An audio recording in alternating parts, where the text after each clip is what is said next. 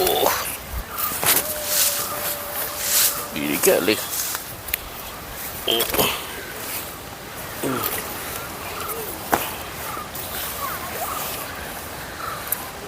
പാമ്പുണ്ടോ അവിടെ?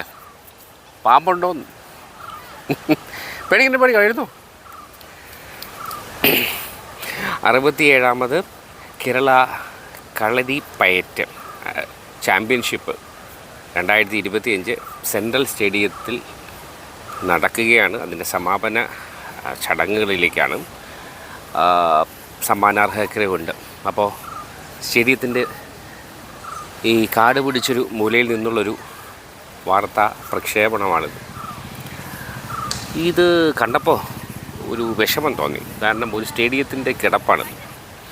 പലപ്പോഴും പല സർക്കാർ പ്രോഗ്രാമും ഒക്കെ നടക്കുന്നത്, ഇപ്പോൾ കഴിഞ്ഞ കലോത്സവം, സ്പോർട്സ്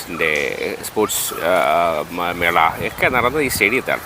പക്ഷേ ഈ സ്റ്റേഡിയത്തിൽ ഈ ഇരിക്കുന്നത് മുഴുവൻ സ്റ്റെപ്പിലെല്ലാം അതിൻ്റെ കാട് കയറി കിടപ്പുണ്ട്. അതും ഒരു വിഷമമായി. അപ്പോൾ ഈ ഒരു പശ്ചാത്തലത്തിൽ അവിടെ സ്റ്റേജിൽ ഉടനെ സമാപന ചടങ്ങും അവാർഡ് ദാനമൊക്കെ ഉണ്ട്.